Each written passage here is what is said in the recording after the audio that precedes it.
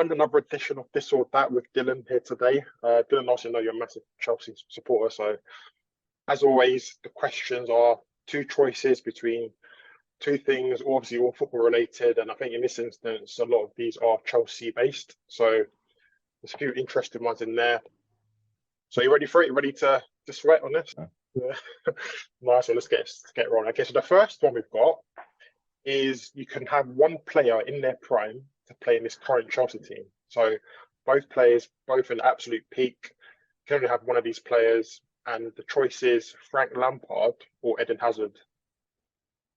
Only one in your team at the absolute best. Who are you going to go for? It's a really tough one. I'm going to bring like two different things. I think Frank's a big game player. I think a leader, a spine in the team. Didn't have any quit in him. Yeah, it was just like an inspiration and like, had goals in them as well. But then Hazard was like probably like less of a leader, less of a lot of those things, but then just like a unique talent. Could win a game by himself, just with like picking the ball up anywhere and then just doing something. Did that in big games as well.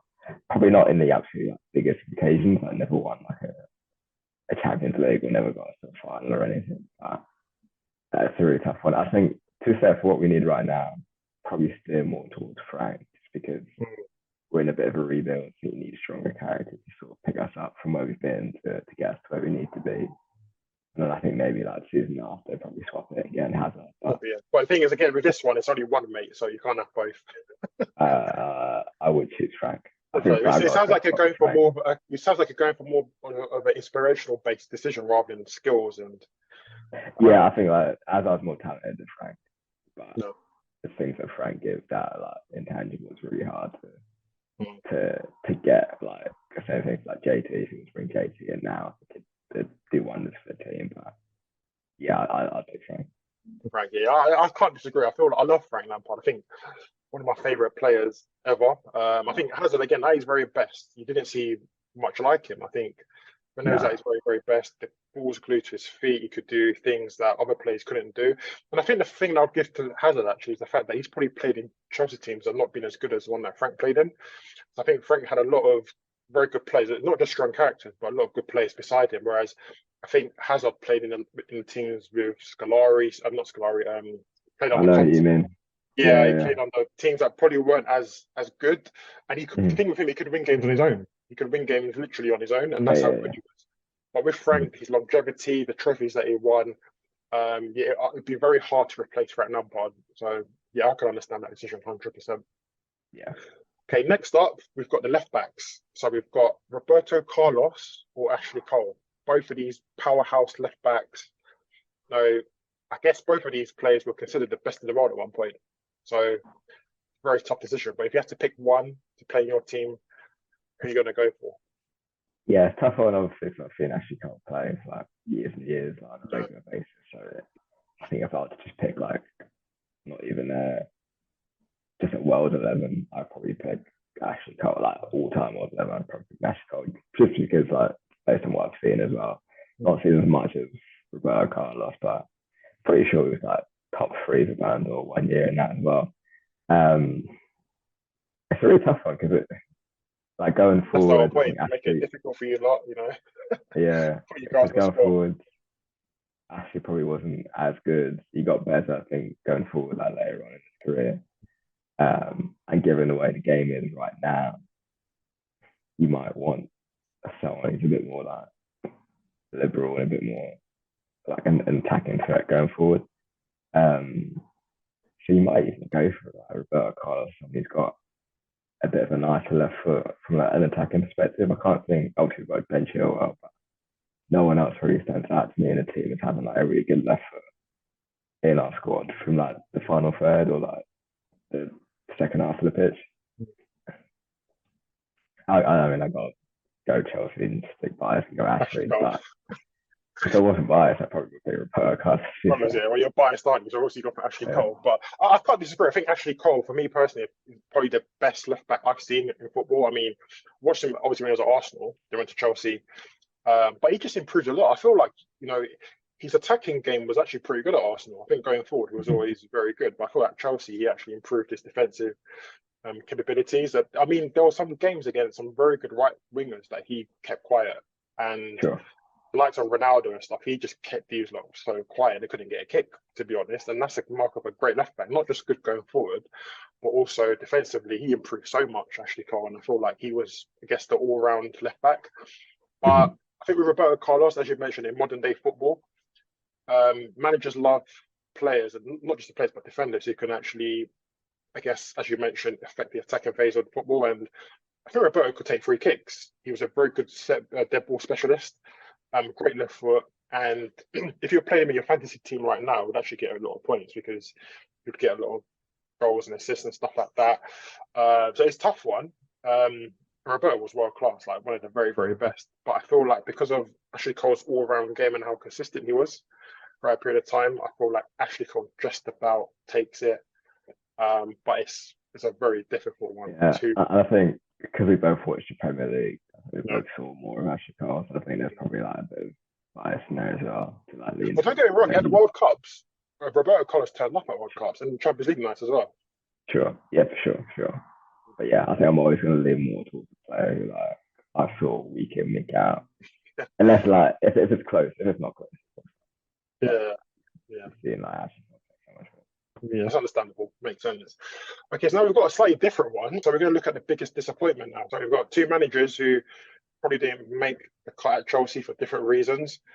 So the first one is Luis Felipe Scolari, and the second option is Andre Villas-Boas. So again, it's slightly different now. Two big disappointments. Managers who had a lot of credit before joining Chelsea. I think Scolari won the World Cup in 2002.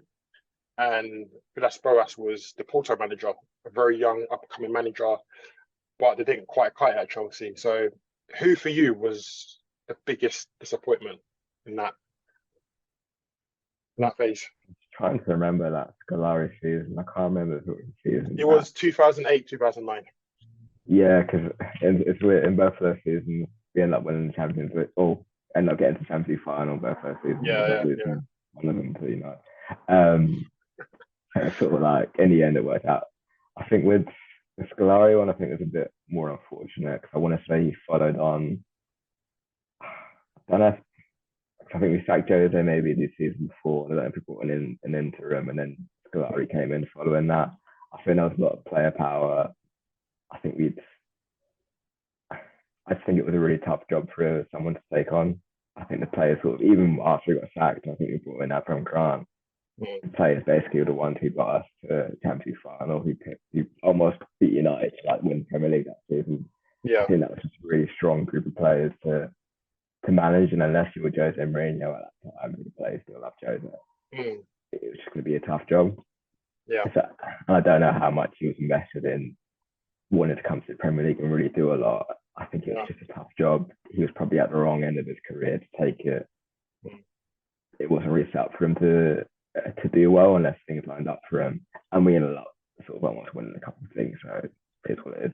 With Villas-Boas, I think it's just before you move on to Villas-Boas, I think with Scolari, he actually managed a lot of big characters in the Brazil team that won the World Cup in 2002. Sure. So if it comes down to player power and big characters, I think the best managers always they're able to kind of, you know, put that aside and actually get the best out of the team. But yeah, I agreed. I mean, it's really hard to say. I know that I want to say Scolari is like Brazilian, and I don't know if they look to him and probably see him more as like one of their own. I think Scolari came to British football, didn't really speak English too well.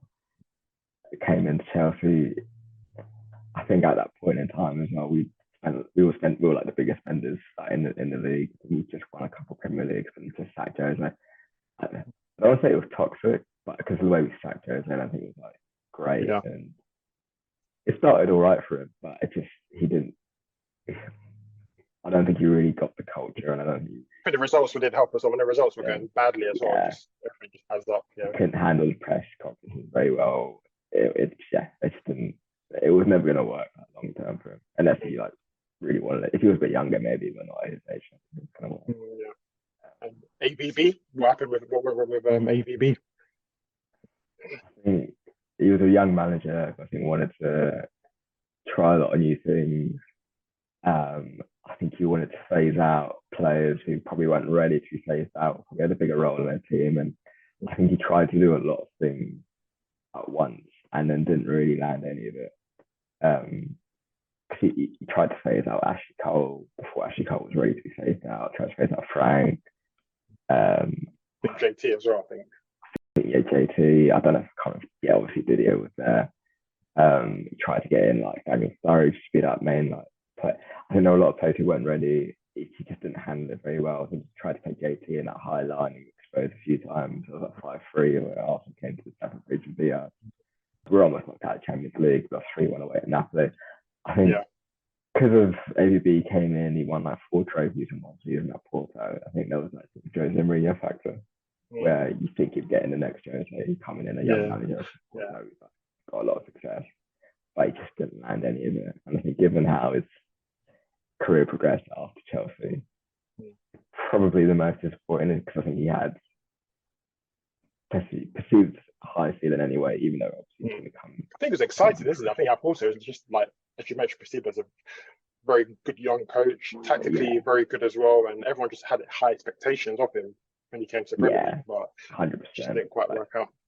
Yeah, it's completely that. And I think given that there was the season of a lot of players last season, a lot of our big players last season, if he'd stayed for the whole season, he wouldn't have won anything, and it would have been like the end of Frank, Didier, JT, etc. Without ever winning the Champions League, without ever winning the Premier League when Jose came back. I think he tried to stay like Jose, like JT and Didier and like Frank out that season. Then a couple of seasons later, they ended up winning the Premier League with Jose or Frank. I don't know if Frank did. But like, they still had a lot left in him, but he just, he didn't handle the situation. He didn't manage it at all well and give him the job as a manager. He didn't do a good job. Yeah, I think you're just like, I think young, stubborn, had his ways. I think with young managers, a lot of them do have their philosophies and they try to implement that. But I feel like with Chelsea, the best thing that any new manager could do in that time was to get on side with the senior players because they'd been there for so long and they were a massive part of the reason why Chelsea were so successful throughout that time. And I think with him coming in and not giving a real good reason, I guess besides wanting to make it a bit of a youthful team, but these are the players who have great experience, who know what they're doing, they've been around for ages. And I feel like his biggest issue was maybe not integrating them as much and maybe just not, I guess disregarding them just too early, I suppose, and thinking he knew a lot better. I think that was probably his downfall. I think he went to Tottenham after, got sacked there as well. But he's not a bad coach. I just feel like some managers go into environments and they've got good ideas, but they just can't seem to get senior players on side. And I think with AVB, that was the case. Yeah, for sure. Yeah, I think that's a big part of management is it's not just having the ideas or having the players. It's about, I mean, obviously, never done football management. I think Ancelotti is like, that's why he's won so much. I think he's able to sort of cultivate a really good atmosphere in the dressing room, keep sort of, be very pragmatic, look at the players he's got, and able to get the best out of the players he's got in a system that works for them. I think AVB had a philosophy, had players that didn't match the philosophy, tried to get them both to work, didn't because didn't have the pace or the legs to do it, so they just sacked them all off, didn't have the replacement to bring in sort of what he wanted to do. And then just like you said, like Frank always said, AVB didn't really tell him the reason why he was dropped. He just sort of didn't play him. I think surely before you take a job, though, you should. If your philosophy doesn't match the players you've got, before you take the job, you've got to have an agreement. Okay, either sell the players, because again, they're never going to sell JT, Lampard, and Drogba. So what was the plan? Was he going to just keep them on the bench forever, or do you know what I mean? So But that was the confusing thing. It didn't work out for him anyway. But okay, lastly, we've got some interesting one here as well. So you can have one team to enter the Premier League season with from the past, one team. You've got the Chelsea team from 2004, 2005, or the Chelsea team from 2009 and 2010. Both title-winning teams. One with Jose Mourinho, the other one with Carlo Ancelotti. Both great football teams, strong characters in there. You know, do they have their respective managers as well? Yes, so you can have one team with that exact manager to enter a Premier League season with.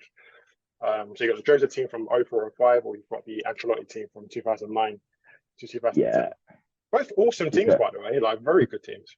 Yeah, and on paper, the Ancelotti team might have been a bit stronger because they scored like 100 goals in that season in the Premier League. And I think they won a double that season as well. So he won the FA Cup as well, along with the Premier League. yeah, and Frank and Didier and a lot of players were like in their athletic prime, like in that hitting that age where they were like, this is probably as good as it's going to get. But I think that Jose team, I think they won the Premier League, conceded was it like 19 goals or something like that. It's still the record for like lowest amount of goals conceded. And they got 90. Was it 90 points they got that season as well? I think it might be more than that. Rather than the season after where he got more than that, but yeah, it was about 90 points. Didn't concede any goals. They destroyed it. They destroyed it that season. They destroyed it. Yeah, absolutely. And like, if it wasn't for that goal, like Luis Garcia at Anfield, we got to the semis. Was it a goal though, or do you still adamant it wasn't a goal? Oh no, it wasn't a goal. It wasn't a goal. Like, no, it wasn't a goal. The picture showing it wasn't a goal. It doesn't matter. We didn't score any goals for it, and they also didn't either. So. But yeah, I think that Jose team, I think especially with Jose as manager back then, was just such a.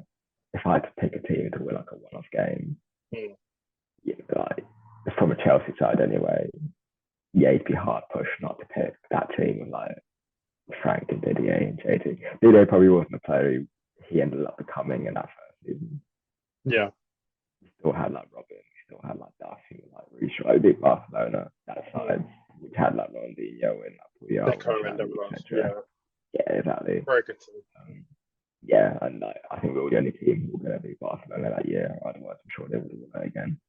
I think you won the Carling Cup that summer as well, that season as well, no? Yeah, I think so, because that was the season where Jose like, shushed the... Liverpool, I think it was the final, I remember, Yeah, Gerrard scored the own goal. That Jose team. Yeah, Jose team, that team, 2004, I thought, was a proper team. I think 05-06 was also very good with Essien in there, came in. Carvalho was also in that team as well, so very, very good team. I just feel like the Ancelotti team was just awesome to watch. I mean, I think they beat Stoke. I think they beat Wigan like 7-0 or 9-0 when they beat on the last game of the season. They were coming up with some ridiculous results, and I think they were beating teams home and away. I think they beat Man United home and away, Arsenal home and away, Liverpool home and away as well, I think. They were beating everyone. Yeah, it was just in the Champions League, but I ended up losing to Inter. He ended up winning it. So it's sort of what it is. Jose Mourinho, ironically. Yeah, exactly that. And you never know if we didn't get into there, maybe we would have won it. But I just think the fact that we got knocked out in the last 16 takes away from that season a little bit. I think if he had like a semi-final run, I'd probably look a bit more fonder upon that team. But even then, I think we won the league in the last day of that season. Whereas like the Jose one just dominated it. They just destroyed it, didn't they? Like they were breathtaking. I'm sure they won it. Yeah, I think was it at Bolton they won it. I think when Frank Lampard scored. Yeah, when Frank scored it too. Yeah. Those days Premier League days were very, very interesting. So, do you think that Chelsea team? Do you think they take Man City, or is it going to be a close match? And this Man City team. Yeah, the current Man City side, the one that won the treble. You know what about this Man City side? I think I've always been like super impressed by Pep and Man City, etc. I think because I don't feel like there's a good enough, and it's not their fault, a good enough second team. Yeah. To really like benchmark how good they are. As in like Madrid. Liverpool came close there. Liverpool were close to benchmarking Man City. Yeah, but I think when I say like exactly. And I don't know. I think just despite this team though, one with like Haaland and etc. I don't know how good this team is yet. Just because I feel like there's no one who I can sort of say like they're also a really strong team. But Man City still beat them. I don't think there's another like comparable team at the moment. Maybe like I really can't think of like a team. Probably Arsenal. Like a standalone team at the moment. In Europe at the moment, I don't think Bayern are quite there. They've still got a few missing pieces. Like Madrid do, Barcelona aren't where they need to be. The fact that Arsenal probably like the next closest team says everything you need to know about. I thought Liverpool had a bad season last year, but I feel like they were the season before. Liverpool almost won 4 trophies. They won like 2 finals. They got to Champions League. Sure, I feel like they were kind of the closest team to give them issues, I guess. But yeah, a couple of years ago, I think like back when Liverpool won the Champions League, around that sort of era, they were definitely really strong. And that's what I mean. I don't know if that City team back in like 2018, 19 was better than this one, just because I feel like that City team proved that they were better than a really strong Liverpool team, or at the But that City time team did fall at their key moments, though. They didn't win the Champions League. I think they won. They won the treble, they the didn't. domestic treble that season, but they They, didn't win the Champions League. they didn't. But if they came up, if the City team that won it this season came up against Liverpool that won it in like 2018 or whatever, I'm betting on that Liverpool team. To be fair, I think it's still to be seen how. I know this Man City team just won the treble in a Champions League, but I just feel it needs to be benchmarked against another really strong team, and I think beating Inter in the final for me isn't the same as Liverpool beating. I don't know who they beat in the final when Liverpool won. I can't remember. Like AC Milan, I think. Yeah, AC Milan.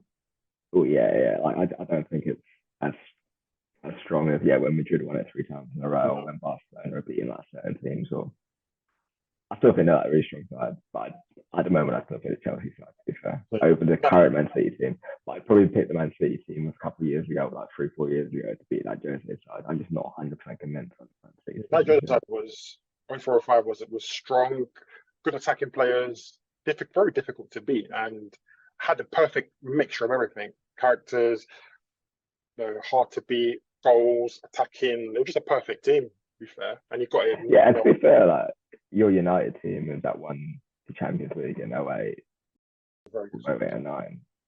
I still think it's probably as good as Man City side as what they've got now. Like I think the attacking talent you had in that team, strong midfield as well. Maybe 1 or 2 positions. Yeah. But again, I think that team had a mixture of everything. It had like senior players, good leaders, great defenders. Patrice Evra was in that team, great left back. Probably Robert Ashley Cole at one point to be the best left back in the league. Sure, yeah. Ronaldo, Rooney, Tevez, Carrick, Scholes. Yeah, Ferdinand Vidic. Rowan Hargreaves was awesome that season. Yeah. He was immense. Nani was in there. We had a very good team. So, but yeah, I think that Chelsea team, I agree. I think they were sensational, and they kind of set the standard that other teams would. They made everyone raise their game, basically. Sure. So, yeah, 100% agree with you on that one. But this has been fun as always. In addition to that, again, guys, let us know in the comments. Do you agree with our answers? Who would you pick? Ashley Cole, Roberto Carlos. Who's a bigger disappointment, AVB or Scolari? Let us know in the comments. And again, keep subscribing, keep liking our content. There's more stuff to come on the channel. Dylan, as always, it's been good to talk to you, mate. Really appreciate you coming on. Yeah, of course, mate. Anytime. Right, take care, man. Cheers, bro.